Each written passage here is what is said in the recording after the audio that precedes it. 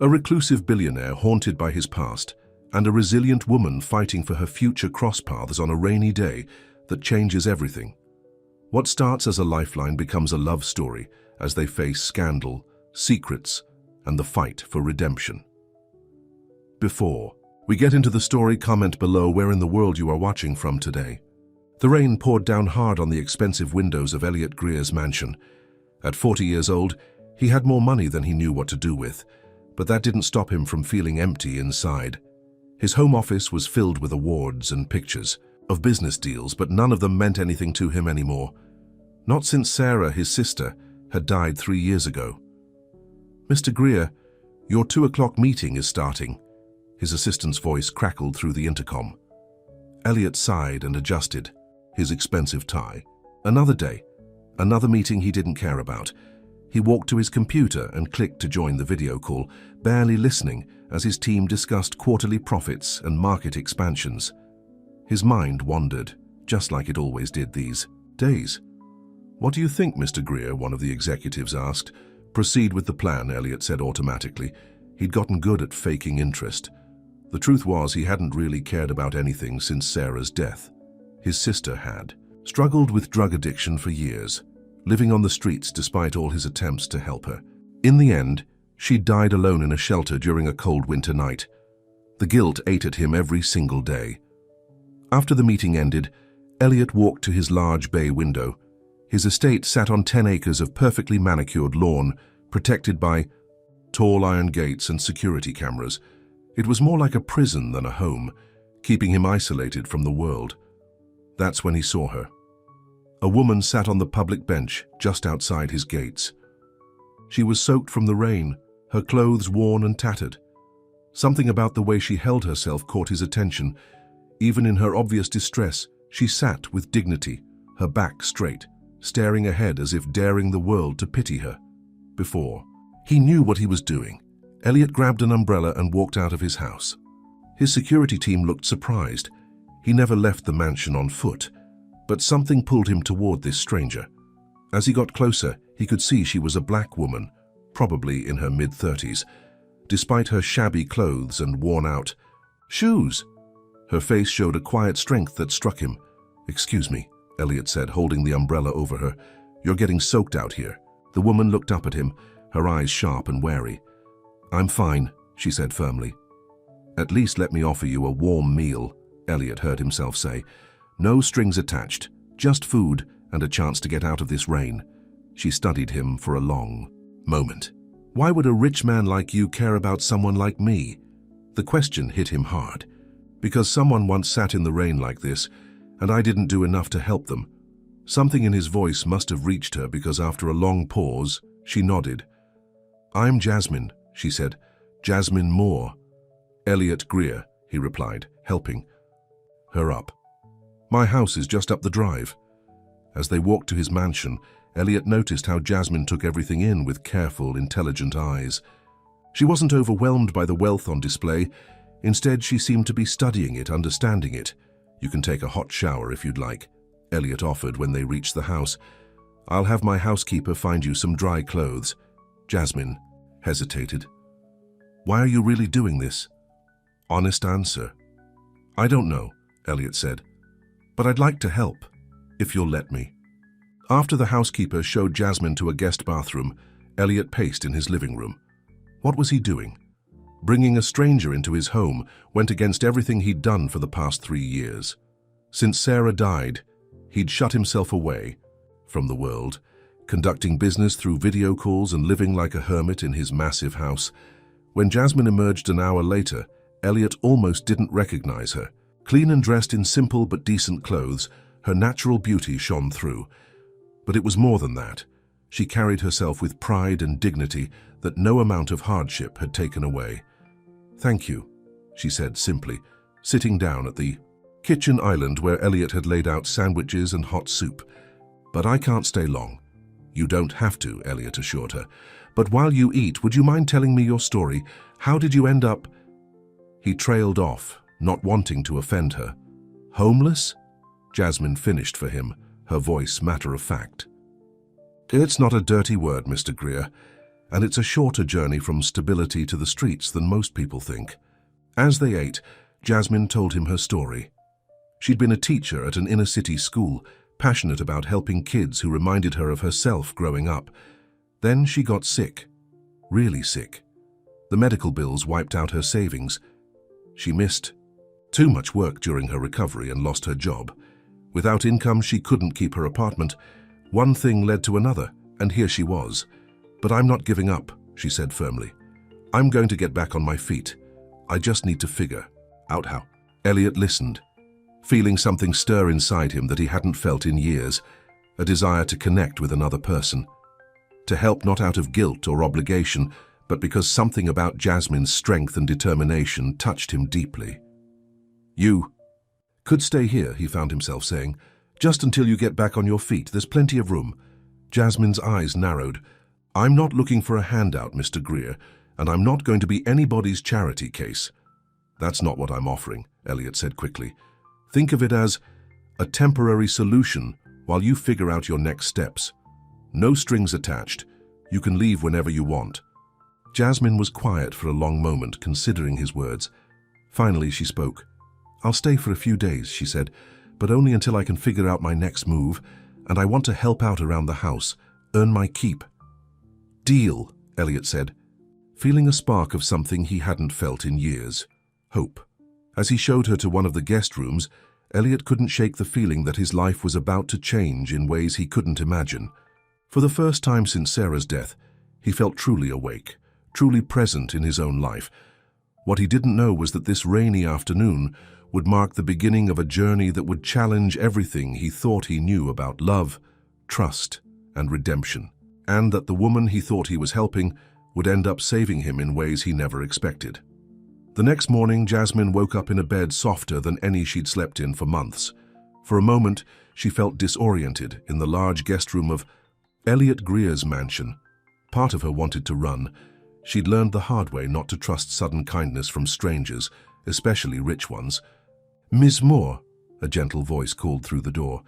It was Maria, the housekeeper. "Breakfast is ready if you'd like to come down." Jasmine got dressed in the clothes Maria had given her yesterday. They were simple, but clean.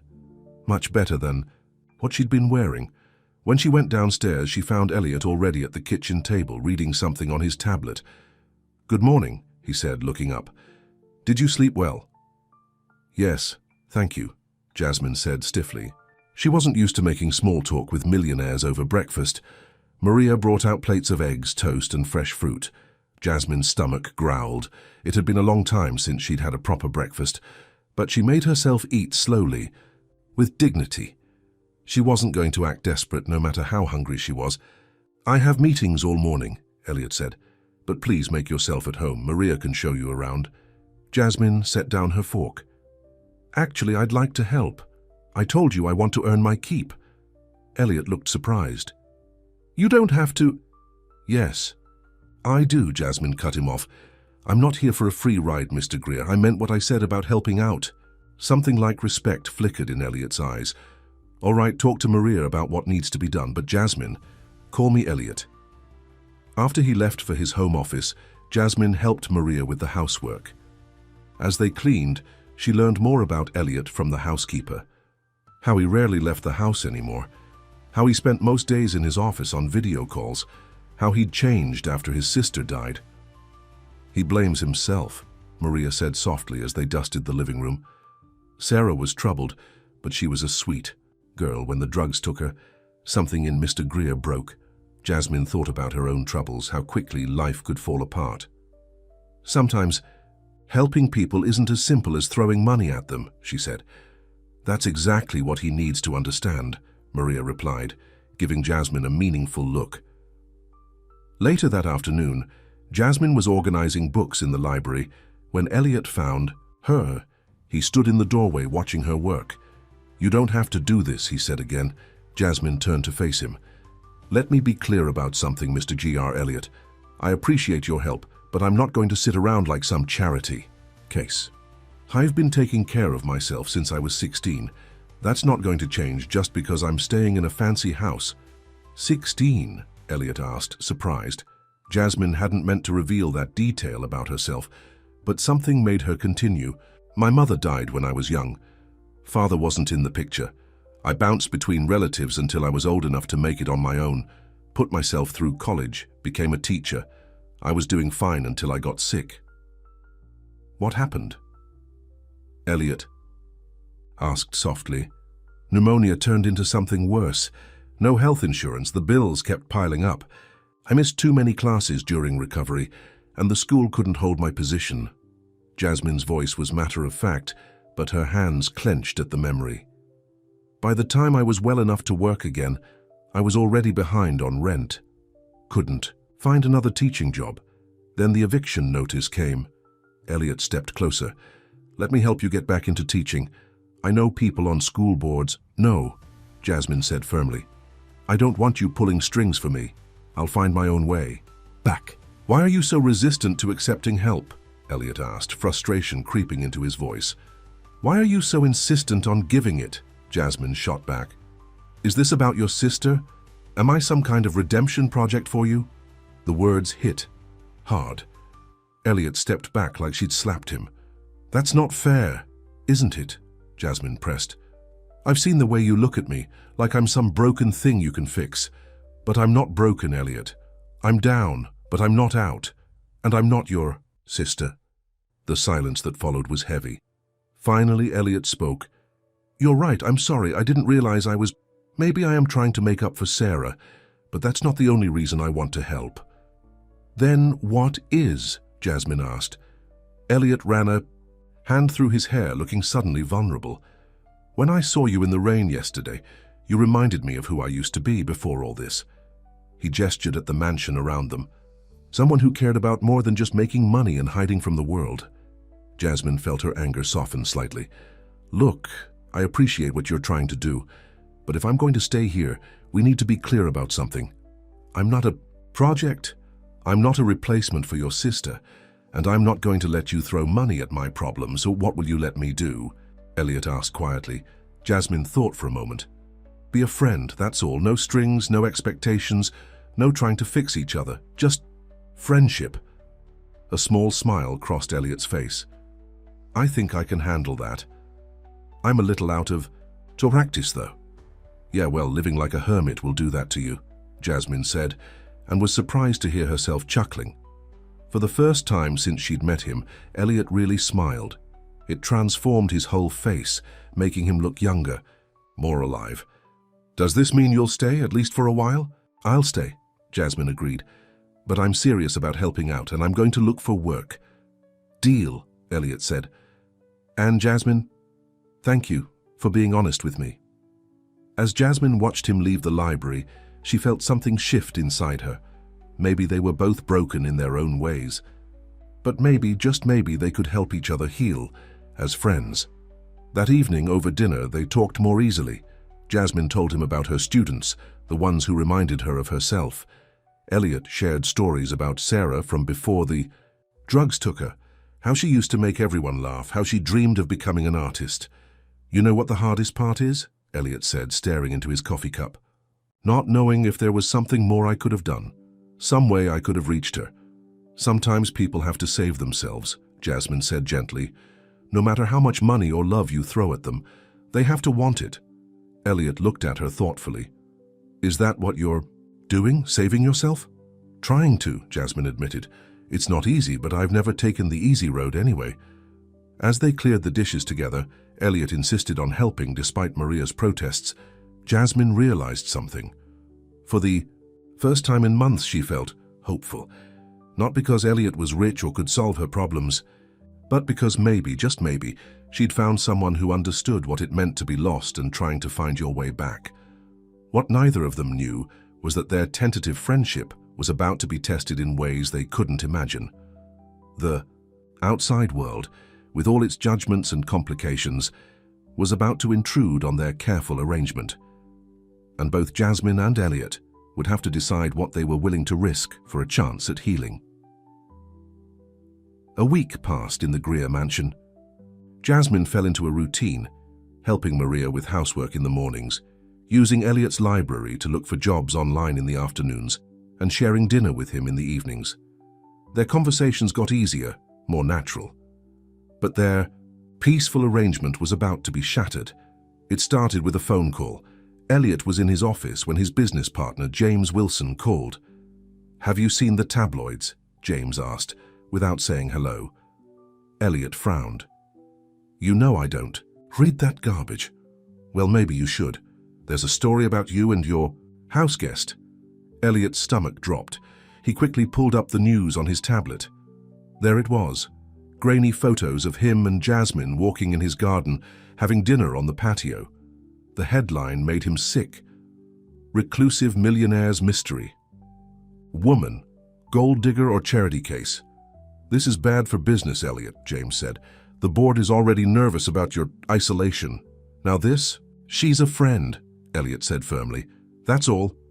A homeless black woman living in your mansion. Nobody's going to believe that's all there is to it." Elliot's grip tightened on his phone. "Watch what you're implying, James." "I'm not implying anything. I'm telling you what people are saying. Fix this or the board will have to take action." After hanging up, Elliot sat with his head in his hands.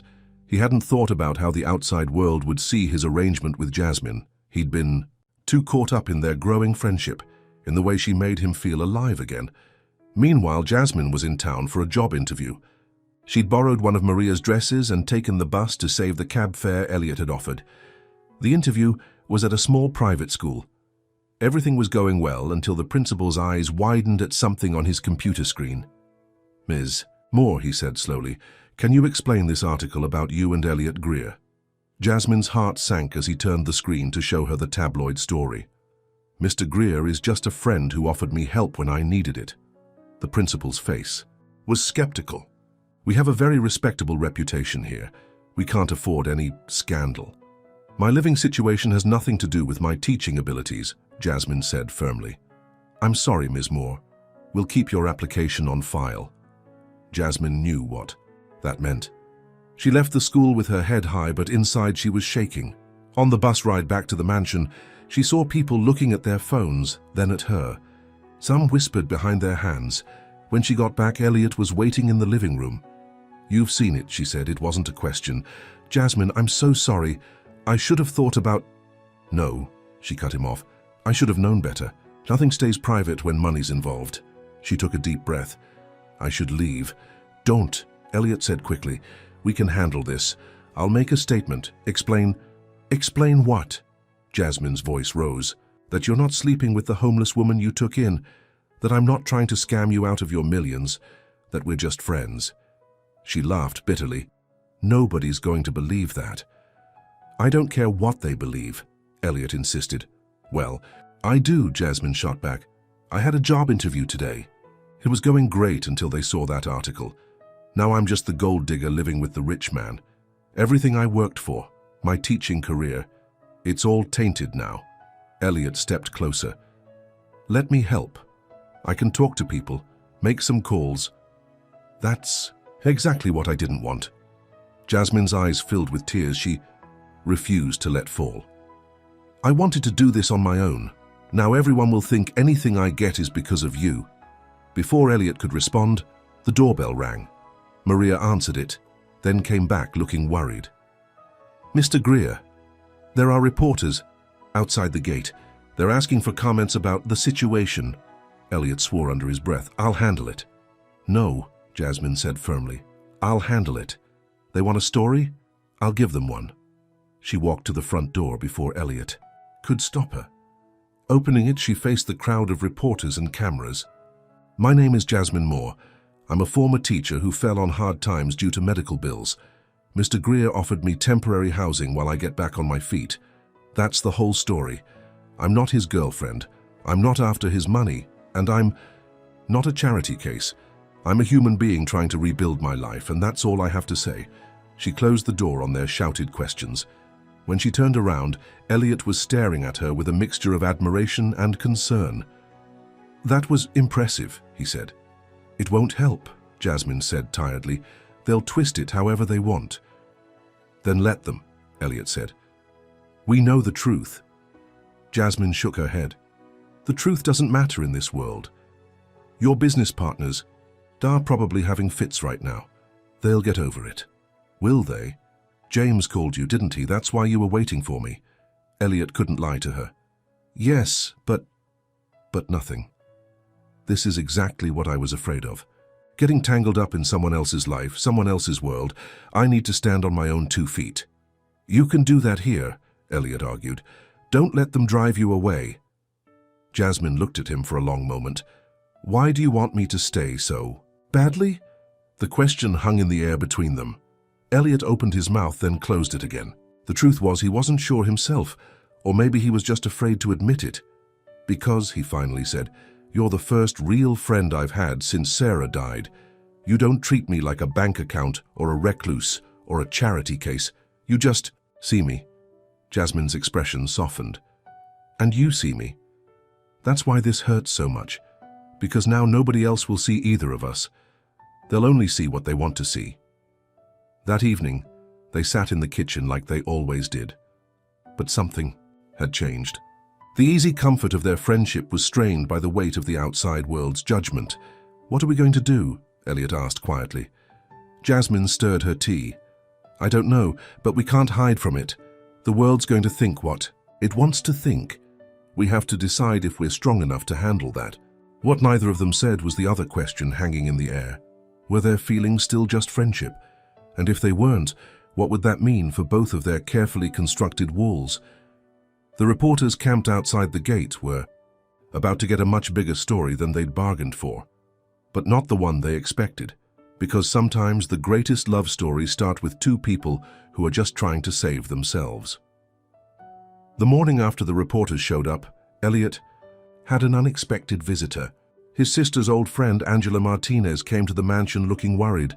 I saw the news, Angela said as she sat in Elliot's office. It reminded me of Sarah. Elliot tensed. This is different. Is it? Angela leaned forward. Another woman. Who needs help? You trying to save her? Sounds familiar to me. Jasmine's nothing like Sarah, Elliot said sharply. She's strong, independent. Sarah was strong too before the drugs took over. Angela's voice softened. I just don't want to see you get hurt again. Before Elliot could respond, Jasmine appeared in the doorway. She'd been helping Maria with the laundry and had come to ask about lunch. When she saw Angela, she started to back away. Sorry, I didn't mean to interrupt. No, stay, Angela said, standing up. I'm Angela Martinez. I was Sarah Greer's best friend. Jasmine shook her hand politely. I'm sorry for your loss. Angela studied her carefully. You know, Sarah used to say that everyone saw her as Elliot's problem to fix. Nobody saw her as just Sarah. The words hit close to home. Jasmine glanced at Elliot, who looked uncomfortable. I'm not asking anyone to fix me, Jasmine said firmly. No, Angela agreed. But sometimes people try anyway. She turned to Elliot. Remember what the therapist said after Sarah died? You can't save someone who doesn't want to be saved. I remember, Elliot said quietly. But that's not what's happening here. After Angela left, Jasmine stayed in the office. She's right to be worried about you. What do you mean? I've seen how you blame yourself for Sarah, how you've shut yourself away. Maybe that's why you helped me, to make up for not being able to help her. Elliot stood up, agitated. Stop comparing yourself to Sarah.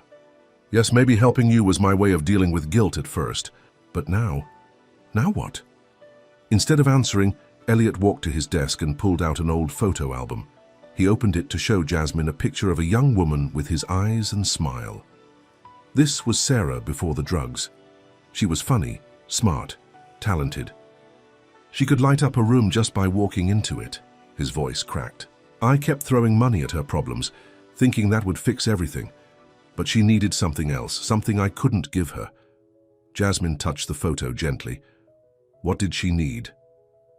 Understanding, patience, someone to see her as more than just a problem to solve. Elliot looked at Jasmine. That's what you've taught me these past weeks. Their eyes met, and something electric passed between them. Jasmine broke the contact first, stepping back. I should get back to helping Maria.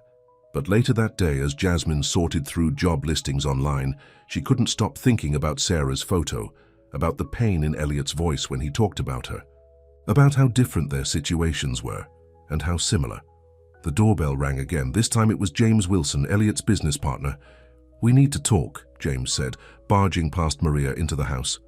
When he saw Jasmine in the living room, he stopped. Privately, Jasmine stood up. "I'll go." "No," Elliot said firmly. "Whatever you have to say, James, you can say it in front of Jasmine." James's face hardened. "Fine. The board is calling an emergency meeting tomorrow. They're concerned about your judgment lately." "My judgment is fine, is it?" James pulled out his phone and showed them more tabloid headlines. "Social media is having a field day with this. Our stock price dropped 5 points this morning." "So, what do you want me to do?" Elliot demanded. "Throw her out to please the shareholders?" "Of course not," James said smoothly. "But maybe Ms. Moore could make a public statement. Say she's leaving voluntarily. We could arrange a generous settlement." "Stop right there," Jasmine interrupted. Her voice was cold. "I'm not for sale." "Everyone has a price," James said, looking her up and down. "Name yours." Elliot stepped between them. "Get out." "Don't be stupid, Elliot. Think about what you're risking.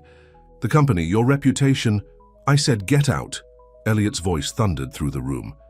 James stepped back, surprised by his friend's fury. "You're making a mistake," James warned as he left. "This won't end well." After he was gone, Jasmine sank onto the couch. "He's right, you know. This won't end well." "I don't care," Elliot said, sitting beside her. "I'm tired of living my life for other people's approval. But your company can survive without me if it has to." Elliot turned to face her.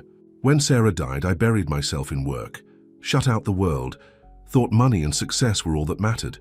But meeting you, it woke something up in me, something I thought was dead." Jasmine's heart pounded. "Elliot, I know you want to stand on your own. I respect that. But please don't leave just because some rich jerks think they can buy you off." Jasmine was quiet for a long moment. Finally, she said, "Sarah would be proud of you, you know, standing up to them like that." Elliot's eyes filled with tears. "You think so?" "I know so." Jasmine touched his hand gently. She'd be happy to see her brother learning to live again. That evening, they sat on the back patio, watching the sunset. Neither mentioned the moment they'd shared in his office or the way their hands had touched, but something had shifted between them, something that couldn't be ignored much longer. "What happens now?" Jasmine asked quietly. "Now," Elliot said, "we face whatever comes next, together, as friends." But they both knew that word, friends, didn't quite fit anymore, and tomorrow's board meeting would force them to confront not just the outside world's judgment, but their own growing feelings for each other. The reporters were still camped outside the gates, hoping for a scandal.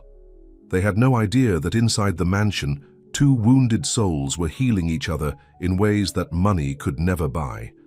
And that the real story wasn't about wealth or scandal or saving anyone.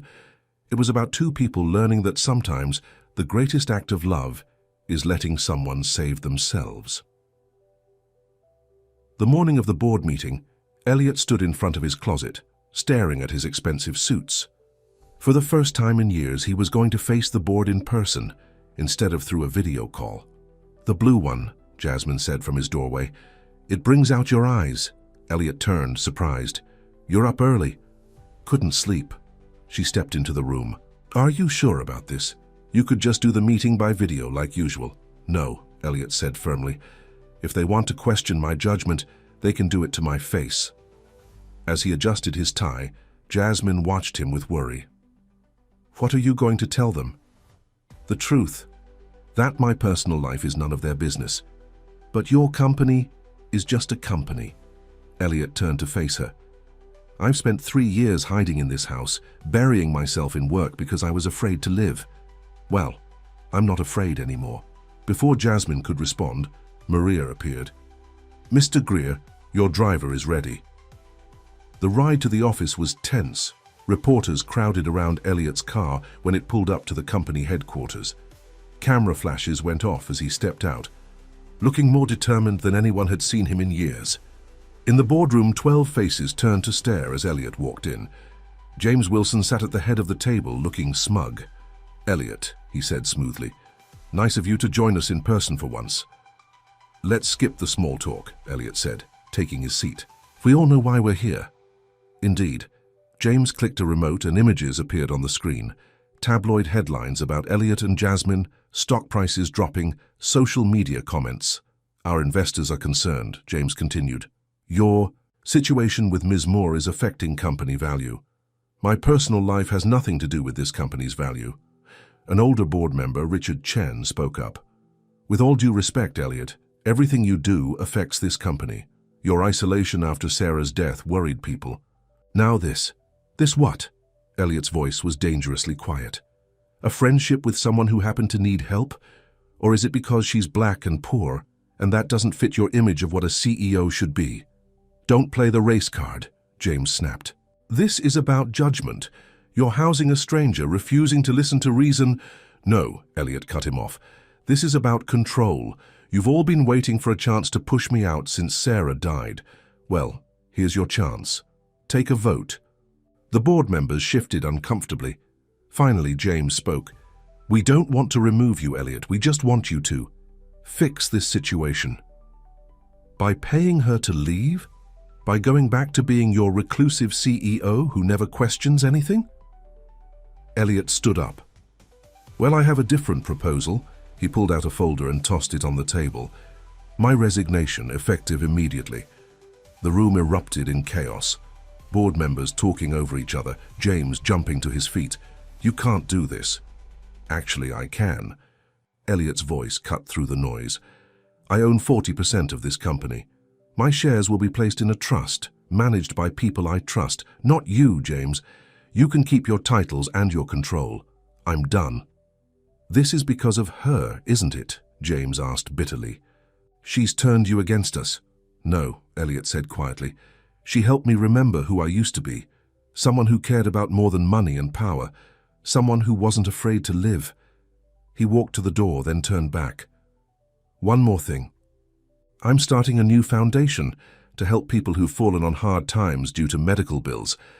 The press release goes out this afternoon. Back at the mansion, Jasmine was pacing nervously when Elliot's car pulled up. She met him at the door. How did it go? Instead of answering, Elliot pulled her into a tight hug. Jasmine stiffened in surprise, then slowly relaxed into his embrace. I resigned, he said into her hair. Jasmine pulled back, shocked. You what? Elliot? No, yes. His eyes were bright, alive. For the first time since Sarah died, I feel free. But your company will survive without me. He took her hands in his. Jasmine, meeting you didn't just wake me up. It made me realize what really matters. And it's not stock prices or board meetings. Jasmine's heart pounded. What matters? Before Elliot could answer, Maria rushed in. Mr. Greer, turn on the TV, quick. They hurried to the living room. On the news, James Wilson was giving a press conference. While we respect Mr. Greer's decision, he was saying, we have concerns about his mental state, his behavior since meeting. Ms. Moore has been erratic. We're filing for an emergency evaluation of his competency to manage his assets. Jasmine's hand flew to her mouth. Oh my God. They're going to try to take everything, Elliot said grimly. My money, my house, my foundation. They'll claim I'm not mentally fit to control any of it. Because of me, Jasmine whispered. This is all because of me. No. Elliot turned her to face him. This is because I finally stood up to them. They've been waiting for an excuse. What are you going to do? Elliot's face hardened with determination. Fight back. I've got good lawyers and I'm not crazy. They can't prove otherwise. But the publicity, the scandal, let them talk. Elliot squeezed her hands. I'm done hiding, Jasmine. From the world, from my feelings, from everything. The word feelings hung in the air between them. Jasmine looked up at him, her heart racing. Elliot, I know you came here wanting to stand on your own, he said softly. And you can. But maybe we could stand together instead. Before she could answer, the phone rang. It was Elliot's lawyer. Turn on Channel 7, he said urgently. Someone's talking about Sarah. They switched channels. A woman was being interviewed, one of Sarah's old friends from her darkest days. Elliot Greer didn't help his sister when she needed it, the woman was saying. He just threw money at her problems. Now he's doing the same thing with this homeless woman. It's a pattern of unstable behavior. Elliot sank onto the couch, his face pale. Jasmine sat beside him, taking his hand. They're using Sarah against me, he whispered. How could they? Because they're desperate, Jasmine said fiercely. They'll do anything to get control of your money, but we won't let them win. Elliot looked at her. We? Jasmine squeezed his hand. Yes, we. You stood up for me. Now it's my turn to stand up for you. As they sat there, watching the media circus unfold, both knew their lives would never be the same. The quiet friendship they'd built was about to be tested in ways they never imagined. But maybe that was exactly what they both needed, a chance to fight, not just for themselves, but for each other. The reporters outside had their cameras trained on the mansion, waiting for the next development in the scandal. But the real story was happening inside, where two people who had lost everything were discovering that sometimes you have to lose it all to find what really matters. The next morning, Elliot's lawyer, David Cohen, arrived at the mansion early. He spread papers across the dining room table while Elliot and Jasmine sat listening. They're moving fast, David said, looking worried. The competency hearing is scheduled for next week. James Wilson has already submitted statements from 3 psychiatrists who say your behavior shows signs of mental instability.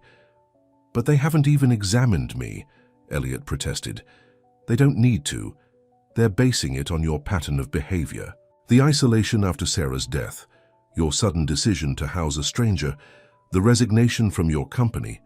Jasmine stood up, agitated. This is ridiculous. They can't just declare someone incompetent because they don't like their choices.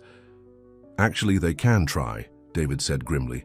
And with the media circus around your situation, they might succeed. So what do we do? Elliot asked. First, we need our own psychiatric evaluations from top experts. Then we need character witnesses, people who can testify that you're of sound mind. I'll do it, Jasmine said immediately. David shook his head. No offense, Ms. Moore, but you're part of what they're using against him. We need respected community members, business associates. Most of my business associates are probably on James's side, Elliot said bitterly. Just then, Maria came in. Mr. Greer, Angela Martinez is here. Angela walked in, looking determined. I saw the news. They're using Sarah to attack you. I won't let them get away with that. Elliot stood up. Angela, I was Sarah's best friend, she said firmly. I know how much you tried to help her, and I know she wouldn't want them using her memory like this. David perked up. Would you be willing to testify to that? Absolutely. And I can get others too. Sarah's doctors, her counselors, people who saw how much Elliot tried to help her. For the first time that morning, hope flickered in Elliot's eyes, but then his phone buzzed with a text. His face darkened as he read it. What is it? Jasmine asked. James, he says if I agree to psychiatric treatment and cut all ties with you, they'll drop the competency challenge. The room fell silent. Jasmine's heart pounded. Maybe, she started quietly. Maybe you should consider... No. Elliot's voice was firm. I'm not letting them control my life anymore, but your fortune, your foundation, aren't worth sacrificing my integrity for. He turned to David. What else can we do? The lawyer thought for a moment. We need to change the narrative. Right now, they're painting you as an unstable recluse who's being manipulated. We need to show the truth. And what is the truth? Jasmine asked softly. Elliot looked at her. That meeting you woke me up. Made me want to live again, not just exist. That helping you wasn't about guilt or instability. It was about remembering who I really am. Angela smiled knowingly. And maybe about falling in love? The word hung in the air. Jasmine and Elliot both stared at her, then quickly looked away from each other. David cleared his throat. Actually, that might help us. What do you mean? Elliot asked. A love story is better than a scandal. If we can show that you two genuinely care for each other, that this isn't about manipulation or mental instability. No, Jasmine said firmly. I won't let you use our friendship as a publicity stunt. It wouldn't be a stunt if it's true, Angela said gently. Before anyone could respond, Maria rushed in. Turn on the TV, quick. On the news, a familiar face appeared, Jasmine's old principal from the school where she used to teach. Jasmine Moore was one of our most dedicated teachers, he was saying. When she got sick, we all wanted to help, but our hands were tied by policy. Seeing her fall into homelessness broke our hearts. If Elliot Greer saw the same worth in her, that we did. That shows good judgment, not instability. Tears filled Jasmine's eyes. She hadn't expected anyone from her old life to stand up for her. More interviews followed. Former students, their parents, colleagues, all talking about what a great teacher she'd been, how circumstances beyond her control had destroyed her. Life. This changes things, David said excitedly. It supports our narrative, that you're not some manipulator but a good person who fell on hard times. And Elliot saw that. Jasmine wiped her eyes. Those kids, I didn't think they'd remember me. Of course they remember you, Elliot said softly. Just like I'll never forget seeing you in the rain that first day. Your dignity, your strength. Their eyes met, and this time neither looked away. David stood up. Right, here's what we're going to do. First, psychiatric evaluations, top experts. Then we gather testimonies. Angela, Sarah's doctors, Jasmine's former colleagues. We show that both of you are exactly who you appear to be. Two good people who found each other when you needed it most. And if that's not enough, Jasmine asked. Then we fight, Elliot said firmly. Together. Later that evening, after everyone had left, Elliot and Jasmine sat in the garden. The reporters were still outside the gates, but this spot was private, hidden from view. Did you mean what you said? Jasmine asked quietly. About remembering who you really are? Yes. Elliot turned to face her. After Sarah died, I forgot how to connect with people, how to care. I thought if I just made enough money, nothing could hurt me again. And now? Now. He took her hand gently. Now I'm remembering that some things are worth the risk of getting hurt. Jasmine's heart raced, but she forced herself to be honest. Elliot, if this becomes more than friendship, they'll use it against you even harder. Let them try. He squeezed her hand. I'm tired of letting fear control my life, aren't you? Before she could answer, her phone buzzed. It was a text from one of her former students. We're organizing a rally to support you and Mr. Greer. You taught us to stand up for what's right. Now it's our turn to stand up for you. Tears filled her eyes again as she showed Elliot the message. See, he said softly. We're not alone in this fight. As the sun set over the garden, Jasmine and Elliot sat in comfortable silence, their hands still linked. The competency hearing was still coming. James and his allies would still try to destroy them, but for the first time, they felt truly ready to face whatever came next, because sometimes the greatest victory isn't in fighting alone. It's in finding someone worth fighting beside. The morning of the competency hearing, the courthouse was packed. Reporters crowded the steps, and inside the gallery was full of faces both friendly and hostile. James Wilson sat with his lawyers on one side, looking confident. On the other side, Elliot and his team waited nervously. Remember, David Cohen whispered to Elliot, stay calm no matter what they say. Any sign of anger or instability will work against us. Jasmine sat in the back of the courtroom. She'd wanted to sit with Elliot, but David thought it would look better if they kept their distance during the hearing. Her former students and colleagues filled several rows, wearing buttons that said, Support Elliot and Jasmine, Judge Margaret. Thompson entered, and the room fell silent. She was known for being tough but fair, and she looked distinctly unimpressed by the media circus her courtroom had become. Let's be clear, she said firmly. This is not a criminal trial. This is a hearing to determine Mr. Greer's competency to manage his own affairs. Let's proceed. James's lawyer went first, calling their psychiatric experts. One by one, they testified about Elliot's erratic behavior patterns, his isolation after Sarah's death, his sudden change in personality after meeting Jasmine, his impulsive decision to resign from his company. In your professional opinion, the lawyer asked, is Mr. Greer mentally fit to control his fortune? Based on his pattern of behavior, one psychiatrist said, I believe he's suffering from unresolved trauma that's affecting his judgment. Then came the personal attacks. James took the stand, his face a mask of false concern. Elliot was never the same after Sarah died, he said smoothly. We all understood his grief, but lately his behavior has become increasingly concerning. How so? His lawyer asked. He brings a homeless woman into his house. No background check, no precautions. Then he suddenly resigns from the company we built together, announces plans to give away millions to a new foundation. It's like he's having some kind of breakdown. Elliot's hands clenched under the table, but he kept his face calm. Jasmine watched him with worry, wishing she could be beside him. Then it was David's turn. He called their own experts, respected psychiatrists who had actually examined Elliot. Mr. Greer shows no signs of mental illness or impaired judgment, one testified. His actions, while unconventional, are those of someone emerging from grief in a healthy way. He's choosing to engage with life again, to help others. That's not instability, it's healing. Angela Martinez took the stand next. Her testimony about Sarah brought tears to many eyes. Sarah struggled with addiction, yes, but Elliot never gave up on her. He tried everything to help her, not just money, but love, support, treatment programs. When she died, something in him broke. But meeting Jasmine, I've seen my friend come back to life. The Elliot I knew before Sarah's death, compassionate, caring, strong, he's back. Then came the surprise witness, Dr. Helen Chen, Sarah's last therapist. I've worked with many families affected by addiction, she said firmly. Elliot Greer showed no signs of mental illness during Sarah's treatment. His grief after her death was profound but normal.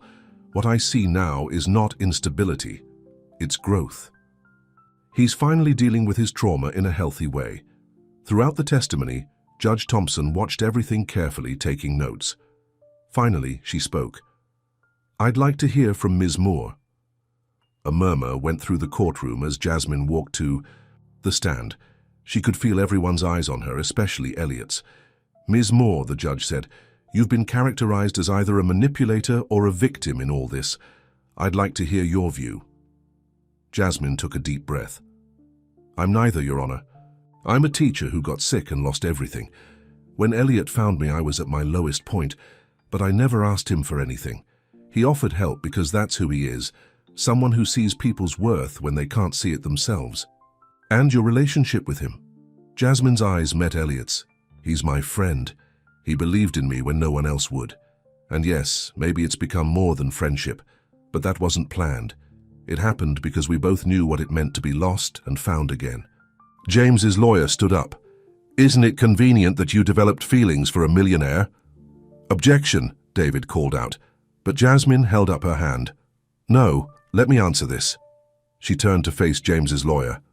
When I first met Elliot, I didn't know who he was.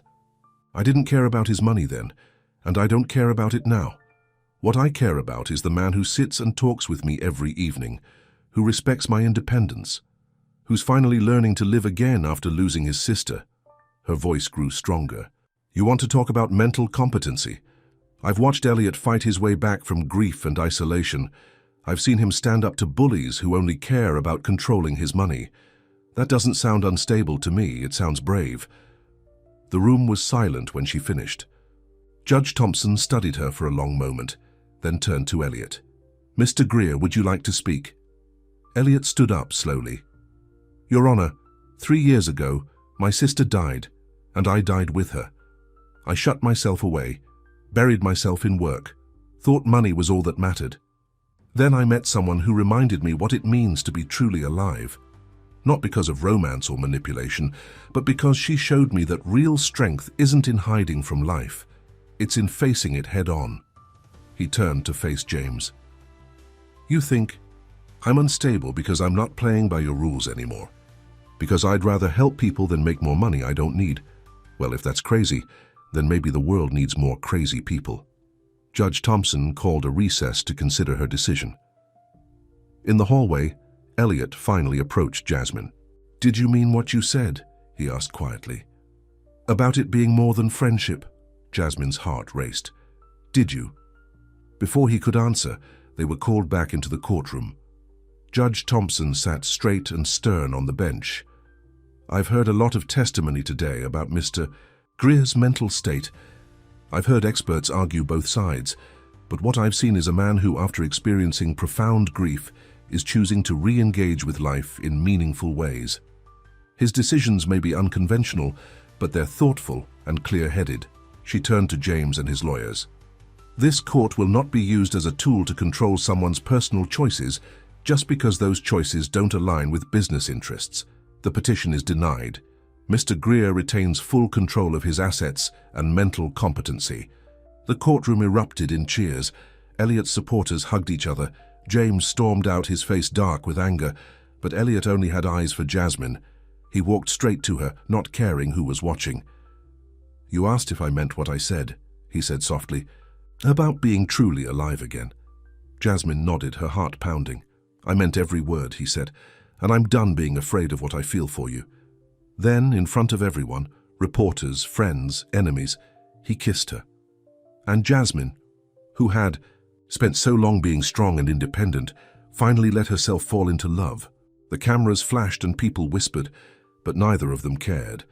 They had won more than just a legal battle. They had won the right to be themselves, to love without fear, to live without hiding. As they left the courthouse together, hand in hand, the reporters shouted questions. But the only headline that mattered was the one written in their hearts. Two people who had lost everything had found something worth more than all the money in the world. They had found each other. The day after the hearing, Elliot and Jasmine's kiss was on every front page. "Reclusive millionaire finds love," screamed one headline. "From homeless to happiness," declared another. But inside the mansion, reality was setting in. "I've lost control of the narrative," David Cohen said, spreading newspapers across Elliot's desk. "The press is eating this up, but James Wilson isn't done fighting." "What do you mean?" Jasmine asked, sitting beside Elliot. After hiding their feelings for so long, they couldn't stop touching, holding hands, small gestures of affection. "He's launching a shareholder lawsuit. Claims your resignation and the new foundation are destructive to company interests. He wants to freeze your assets during the legal battle." Elliot squeezed Jasmine's hand. "Let him try. We won this round. We'll win the next." "It's not just that," David hesitated. "Someone's been digging into Jasmine's past, looking for anything they can use against you both." Jasmine stiffened. "My past is clean. I told you everything." "Everyone has secrets," David said gently. "Things they'd rather keep private. Are you sure there's nothing they could twist?" Before Jasmine could answer, Maria rushed in. "Mr. Greer, Miss Moore, you need to see this." On TV, a man was being interviewed, someone from Jasmine's past. Her face went pale when she saw him.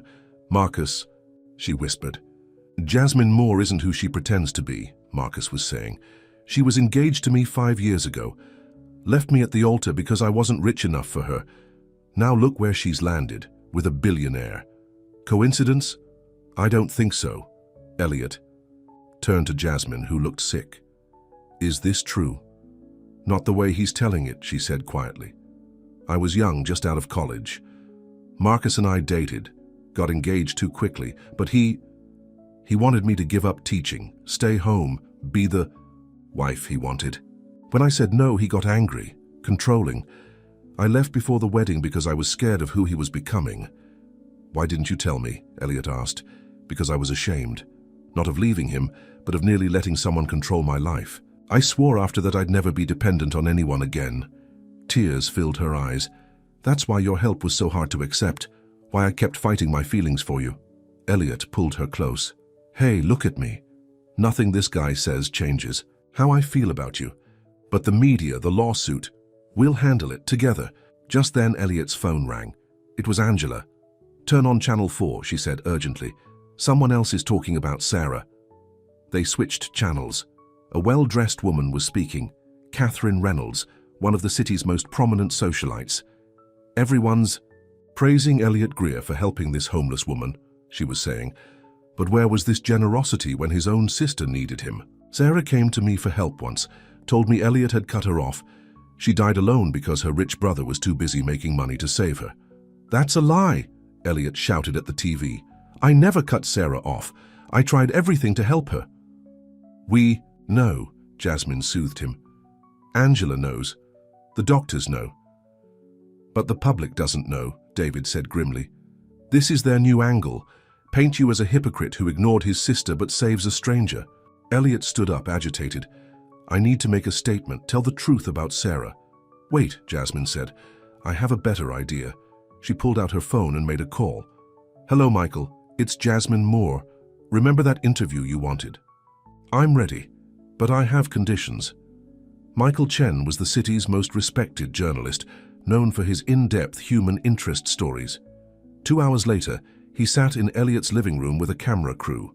Thank you for trusting me with this, he said. Where would you like to begin? Jasmine took Elliot's hand. With the truth, all of it. For the next 2 hours, they told their story.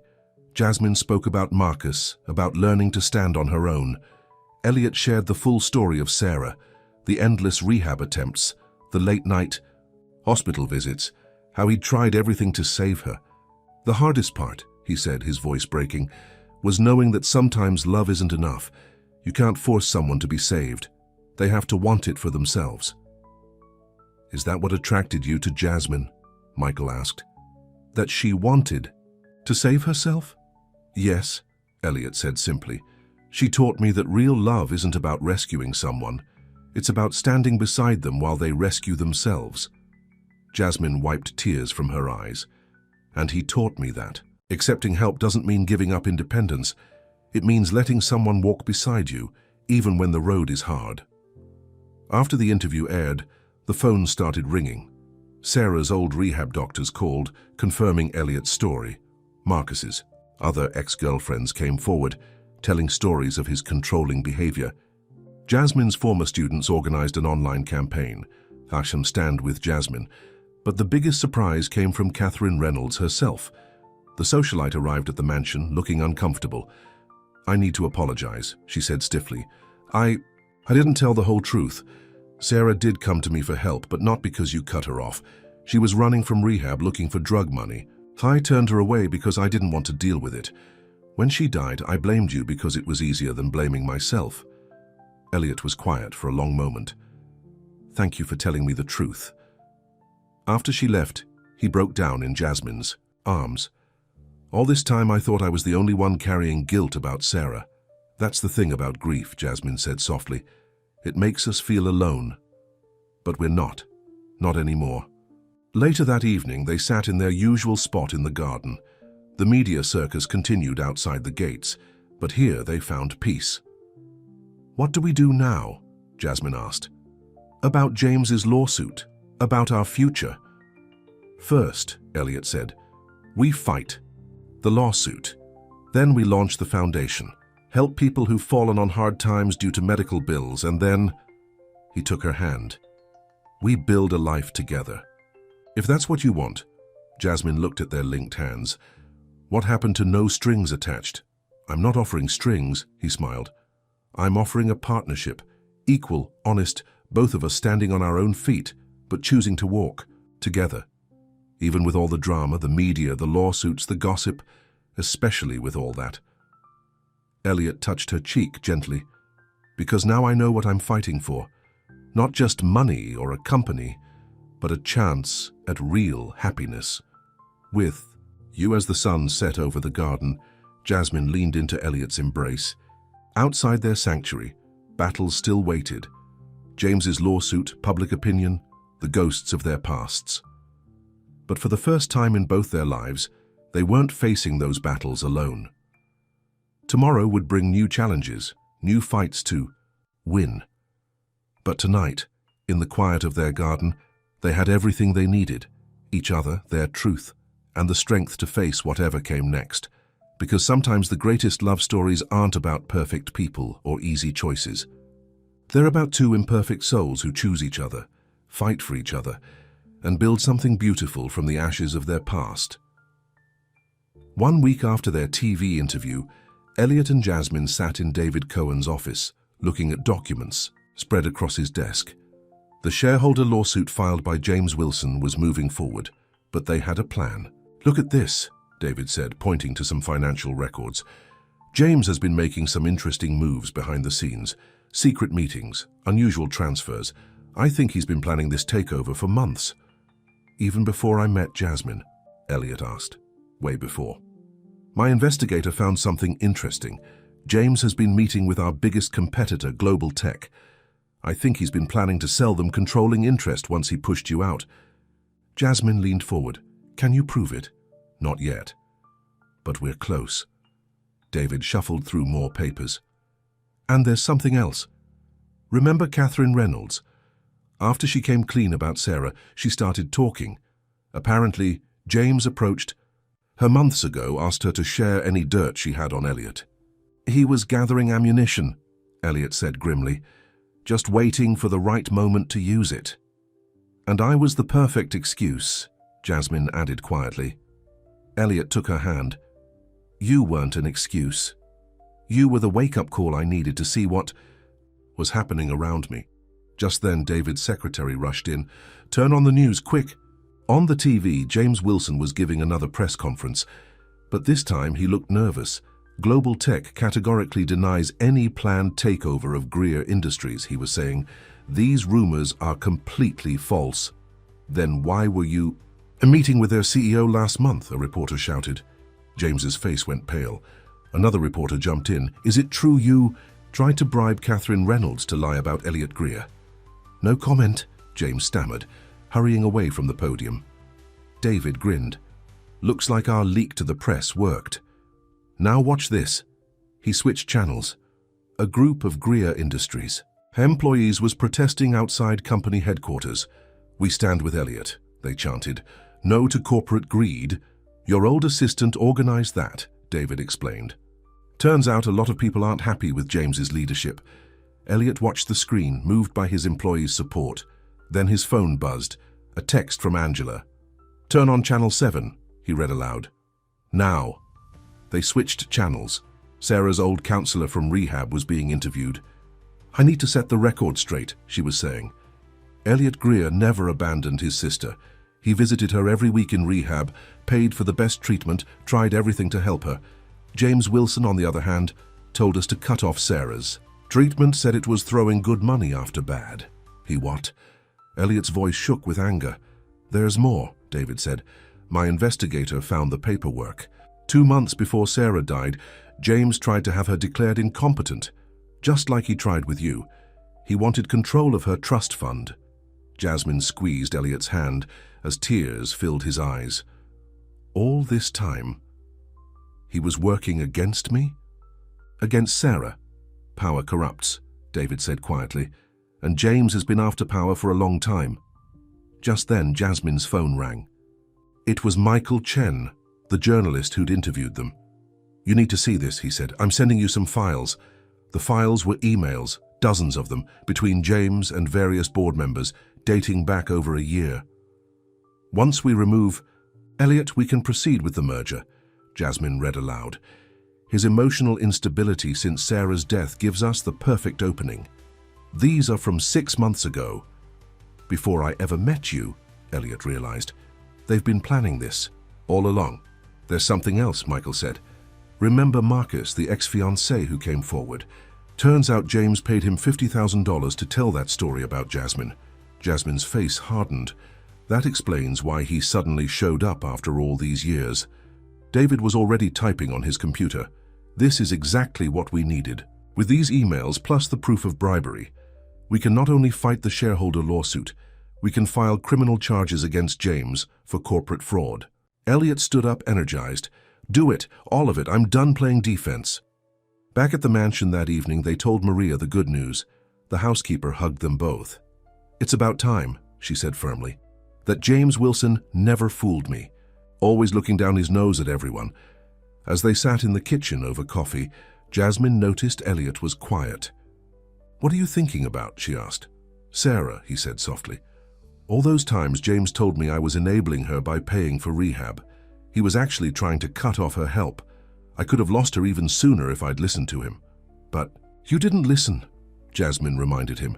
You kept trying to help her no matter what anyone said.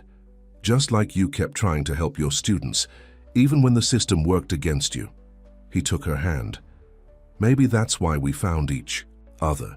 We both know what it means to fight for what's right, no matter the cost. Jasmine smiled. "And now we're fighting together." The next morning brought more surprises. Employees from every level of Greer Industries were coming forward with stories about James's mismanagement and bullying. Board members were calling to switch their support back to Elliot. The company's stock was rising as investors gained confidence, but the biggest surprise came from an unexpected source.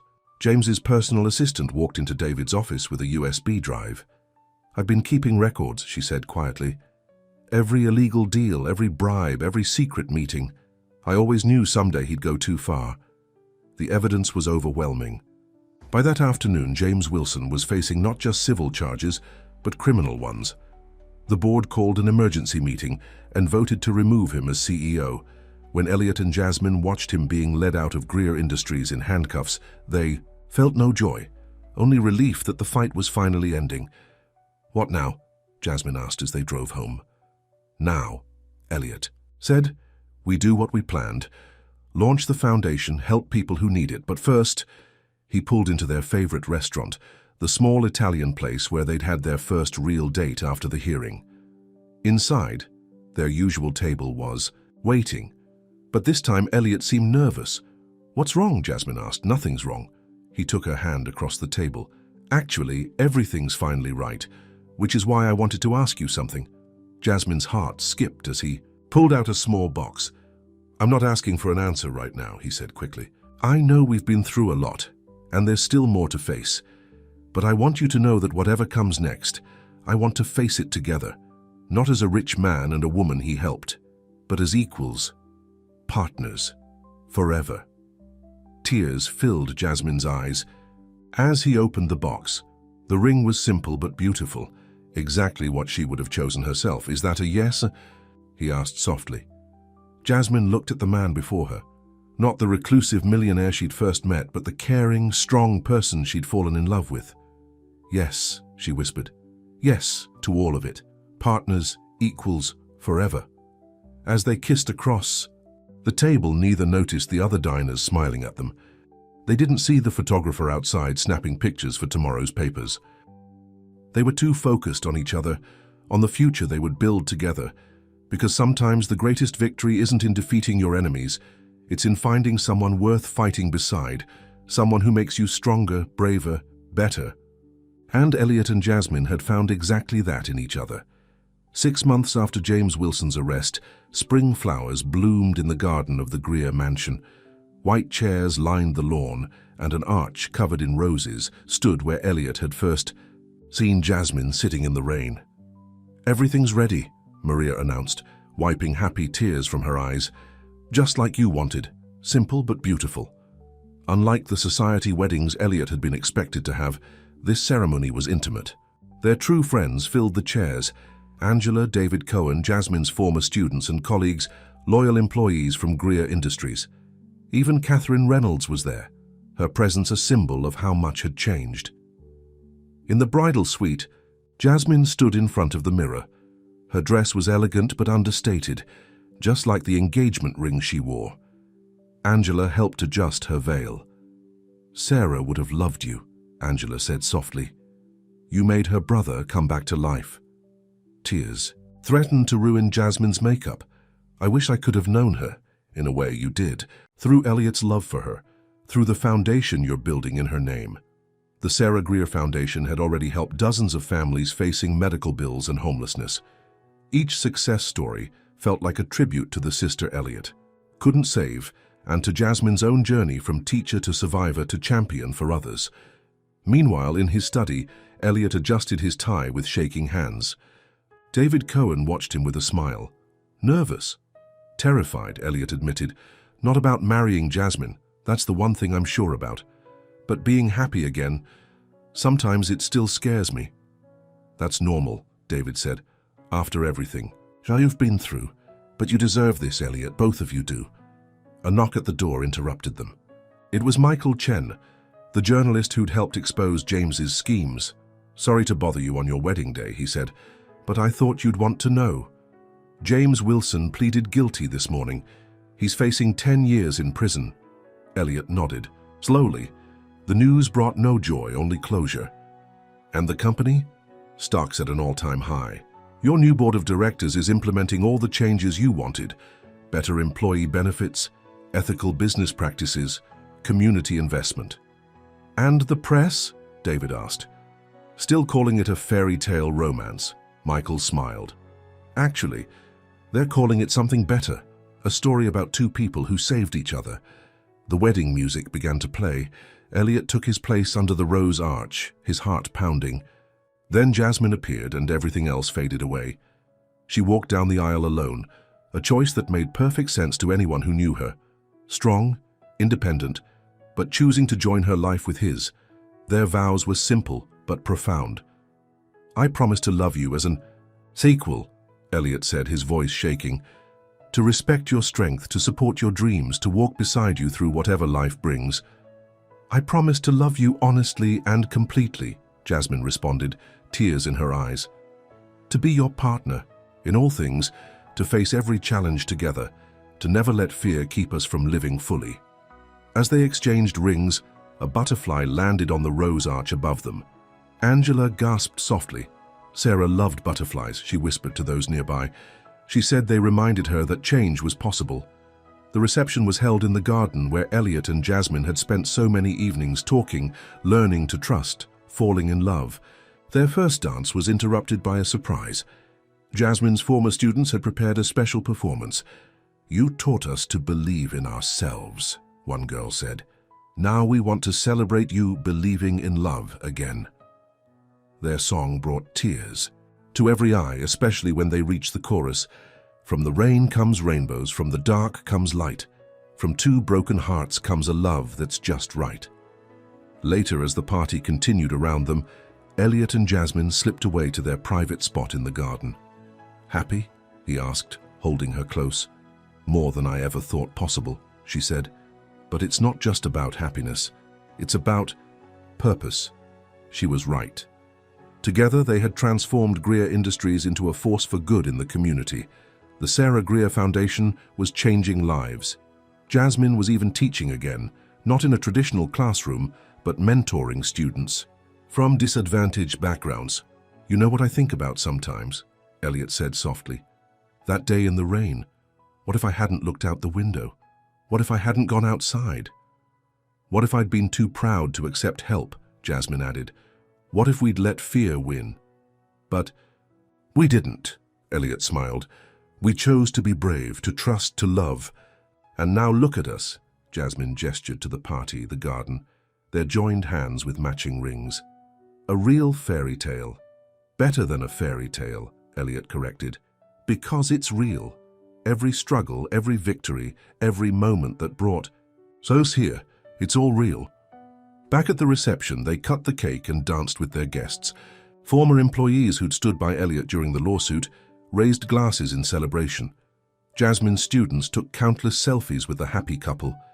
Angela and Maria hugged everyone in sight. As the sun set, casting golden light over the garden, Elliot and Jasmine thanked their guests. The party would continue, but they had a plane to catch, a honeymoon awaited, followed by a lifetime of adventures together. But before they left, they had one last stop to make. Hand in hand, they visited Sarah's grave, laying flowers beside the headstone. Thank you, Elliot whispered to his sister's memory, for teaching me about love, about never giving up. I think you sent Jasmine to me somehow, to help me live again. Jasmine squeezed his hand, to help us both live again. As they drove away from the cemetery toward their new life together, neither looked back. They didn't need to. The past had shaped them, but it didn't define them.